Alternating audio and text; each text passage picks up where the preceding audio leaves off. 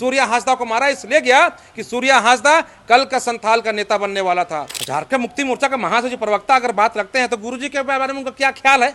गुरुजी को उस समय कांग्रेस पार्टी की सरकार था, उनको क्या कहते थे गुरुजी को? ये नक्सली है कि गुरुजी जिस रास्ते चले उसी रास्ते तो सूर्या हांसदा चल रहे थे, लेकिन हाँ आपकी वहां पर नहीं चलने देती। सूर्या हांसदा को यह सरकार तो लिल ही लेता, क्योंकि सूर्या हांसदा रहता तो खनन माफिया वहां पर नहीं काम कर पाता। लोग कह रहे हैं कि सीबीआई जांच की मांग हो, लेकिन सरकार कह रही है इसके जवाब में कि सूर्या हांसदा को विपक्ष झूठ मूठ में तूल देने की कोशिश कर रही है। सूर्या हांसदा कोई महान व्यक्ति नहीं थे। मैं उससे प्रश्न करना चाहता हूं कि सूर्या हांसदा की गलती क्या थी? शायद उन्होंने कहा है कि उसको बैकग्राउंड देख लीजिए, तो हाँ हमने बैकग्राउंड देखा है।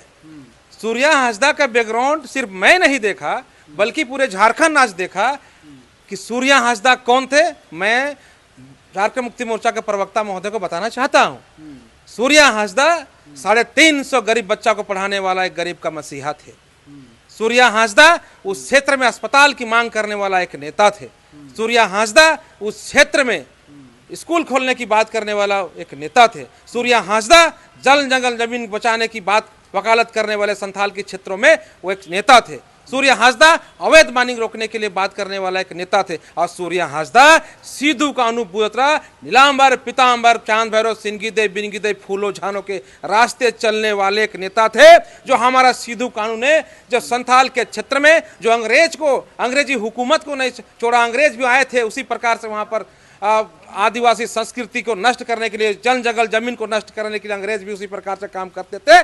और उसी सिद्धू कानू के पद चिन्हों पर चलते हुए, यहाँ तक कि गुरुजी भी वही काम करते थे जो शिबू सोरेन, उसी पद चिन्हों पर चलते हुए सूर्या हांसदा ने संथाल के क्षेत्रों में बिगुल फूका कि संथाल बचना चाहिए, संथाल की संस्कृति बचनी चाहिए, संथाल बचनी चाहिए। और संथाल में प्राकृतिक संसाधन जो है हमारा वीर महापुरुषों ने अंग्रेज से लड़के जो बचाया है उसको बचाना चाहिए। यह काम सूर्या हांसदा करते थे। लेकिन सूर्या हांसदा को मारा इसलिए गया कि सूर्या हांसदा कल का संथाल का नेता बनने वाला था। क्योंकि ये झारखंड मुक्ति मोर्चा वाले लोग को लगता है कि संथाल मेरा बाप का है, संथाल मेरा ही है, संथाल में झारखंड मुक्ति मोर्चा हो सकता है, दूसरा नहीं हो सकता है। और सूर्या झारखंड मुक्ति मोर्चा चूंकि उन पर 27 केस दर्ज थे और उनका ये कह रहे हैं कि उनका जुड़ाव था कोल माफिया से, खनन के क्षेत्र में जो चीजें वहां पर संलिप्त थी उनमें उनकी भी संलिप्तता थी। इसी कारण उन्होंने ये कहा कि वो कोई महान व्यक्ति नहीं थे, जिसमें आप ये कह रहे हैं। देखिए मैं यही बात को कर रहा हूँ कि उनका आप 25, 26 से 27 केस आप जो बोल रहे हैं वो केस को आप देखिए ना, केस भी किस प्रकार का है। केस तो गैंगस्टर का केस नहीं है, केस तो उनके पास कोई कुख्यात अपराधी का केस नहीं है, केस है आवाज उठाने का। भाई आवाज उठाता है उस पर केस होता है। केस तो गुरुजी के ऊपर केस था। झारखंड मुक्ति मोर्चा का महासचिव प्रवक्ता अगर बात रखते हैं तो गुरुजी के बारे में उनका क्या ख्याल है? गुरुजी को उस समय कांग्रेस पार्टी की सरकार था, उनको क्या कहते थे गुरुजी को? ये नक्सली है। जब गुरुजी आदिवासी के हक की बात करते थे, गुरुजी जब जल जंगल जमीन की बात करते थे, गुरुजी जंगल में उभी रहते थे क्योंकि उनको पुलिस प्रताड़ित करता, उनको नक्सली कहा जाता था। आज गुरुजी दिसुम गुरु हुए। ये बात को भट्टाचार्य जी को समझना चाहिए, आदरणीय सुपर भट्टाचार्य जी को समझना चाहिए कि गुरुजी जिस रास्ते चले उसी रास्ते तो सूर्या हांसदा चल रहे थे, लेकिन हाँ आपकी वहां पर नहीं चलने देती।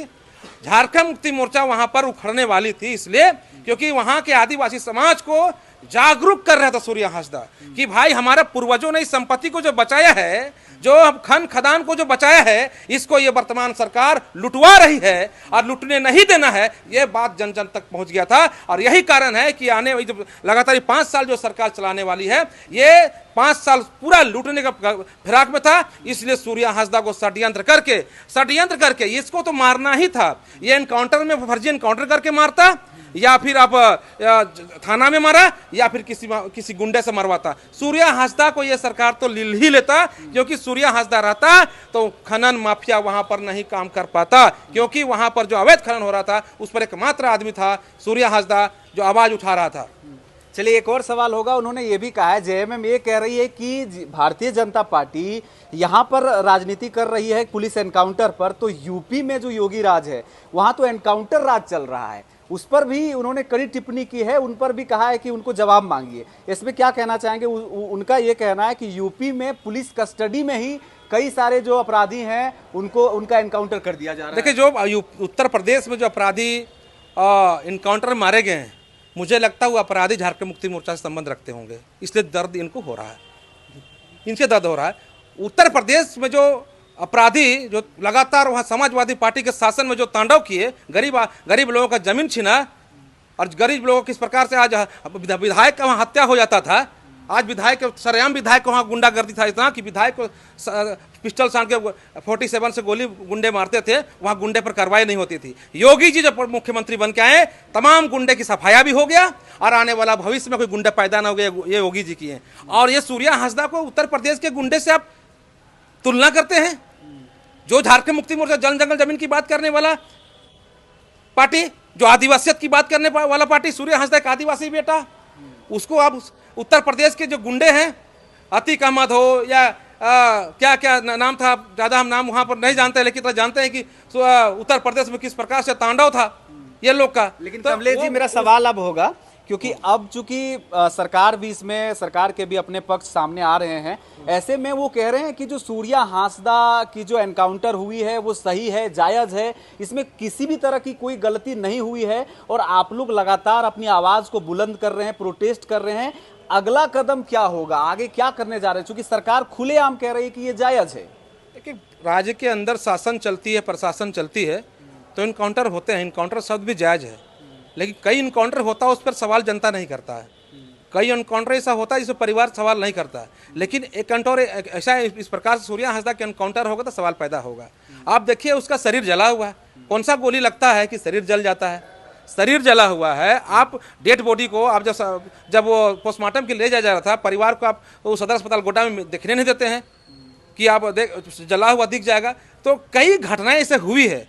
आप पुलिस पर एसपी साहब का प्रेस कॉन्फ्रेंस देखें, या फिर जंगल में जिस प्रकार से ये लोग गए हैं, या जैसे कहते हैं कि जंगल में हम लोग इसलिए गए थे कि सूर्या हांसदा कहा था कि हमारा हथियार वहाँ छिपा हुआ है और मेरे वहाँ पर 15-20 हमारे यहाँ लोग हैं, जिसको पुलिस FIR पढ़े उसमें कहता है कि 15-20 आदमी को पकड़ने के लिए और हथियार बरामद करने के लिए हम वहाँ गए थे। आप बताइए, FIR में वो लिखता है, अब FIR में ही नीचे लिखता है कि कितने पुलिसकर्मी गए थे, जिसमें 8 पुलिसकर्मी का लिस्ट में दिया हुआ नाम। बताइए, अगर हथियार वहाँ पर है, जंगल वहाँ है और 15-20 आदमी सूर्या हांसदा के लोग हैं, ये 8 ही पुलिसकर्मी क्यों वहाँ पर गया, वो भी रात को 12:30 बजे क्यों गया? प्रश्न यहाँ पर खड़ा होता है कि भाई 15 लोग को आपको पकड़ना था तो आपको 50 पुलिस ले जाते, लेकिन 8 ही पुलिस क्यों लग गया? यह सच्चाई है कि आप उसको 3rd डिग्री टॉर्चर करके पहले ही मार दिया और कम से कम पुलिसकर्मी हल्ला ना हो, बोले कम से कम पुलिसकर्मी को ले जाके आप जाके जंगल में उसको फर्जी एनकाउंटर करके मार दिए। और यह प्रश्न इसलिए उठता है कि जो प्रेस कॉन्फ्रेंस में पुलिस कहता है कि उधर से भी गोली चला, इधर से भी गोली चला, हथियार लूट के सूर्या हांसदा भाग रहा था। कोई अपराधी, अगर पुलिस कहती है कि ये गैंगस्टर था, अगर पुलिस कह रही है कुख्यात था, तो कुख्यात का हाथ तो खुला नहीं था होगा। जब इसको ले गया वो कमर में भी रस्सी होगा और हाथ में भी रस्सी होगा। जिसका कमर में रस्सी है, जिसका हाथ में रस्सी, आपका कैसे इंसास राइफल लूट सकता है? यह प्रश्न खड़ा होता है। अगर राइफल लूट भी लेता है तो आप क्या कर रहे थे, आपकी पुलिस क्या कर रही थी? अब उधर से गोली चलता है तो भाई साहब देखिए, उस जंगल में कोई पत्ता में भी बारूद नहीं लगता है, उस जंगल का कोई पेड़ में बारूद नहीं लगता, जंगल में कोई पेड़ में गोली नहीं लगता, और पुलिस का भी कोई पैर हाथ कहीं पर भी कोई बारूद के छिलका भी नहीं लगता है, ना किसी गोली लगता है, ना कोई अपराधी गोली लगता है। अगला पड़ाव क्या होगा? गोली अगर लगता है तो खाली सूर्या गोली लगता है। इसके बहुत प्रश्न खड़ा होते हैं। इसलिए दूध का दूध पानी का पानी करिए, क्योंकि झारखंड आदिवासी बहुल राज्य है। अगर एक सूर्या हांसदा को इस प्रकार को मार दोगे और इस प्रकार से प्रश्न झारखंड में खड़ा हुआ, तो कल क्यों आदमी जल जंगल जमीन के लड़ेगा जी? कल क्यों अपने अधिकार की लड़ेगा? अब तो जल जंगल जमीन के जो लड़ेगा, अधिकार के जो लड़ेगा, उसको फर्जी एनकाउंटर करके मार दोगे। कौन ऐसा नेता इसके ऊपर केस नहीं है? सबके ऊपर केस है। ठीक है, हेमंत सोरेन जी गुरु जी के पुत्र थे, इसलिए एक भी केस नहीं है, लेकिन जो संघर्ष का जो नेता आता है उसके ऊपर बहुत केस होता है। मेरे ऊपर भी केस है, कई नेताओं पर संघर्ष करने वाले नेताओं पर केस है। तो मेरा यही कहना है कि भाई यहाँ पर संघर्ष करके, संघर्ष होगा ही नहीं तो फिर संघर्ष नहीं होगा तो हम जो हमारा अधिकार कैसे मिलेगा? इसलिए प्रश्न इसलिए खड़ा, चिंता इसलिए जाहिर हम लोग कर रहे हैं कि अगर इसमें CBI जांच होगा तो दूध का दूध पानी का पानी हो जाएगा। और हम लोग को स्पष्ट मालूम है कि इसका हत्या हुई है, हत्या जो किया पुलिसकर्मी उसको सजा मिलेगा। तो आने वाला समय कोई पुलिस ऐसा काम नहीं करेगा और हम लोग जैसे जो गरीब दुखी का आदमी, जो गरीब दुखी का आवाज बनते हैं, वो आवाज हम लोग बन पाएंगे। चलिए, बहुत बहुत धन्यवाद जुड़ने के लिए।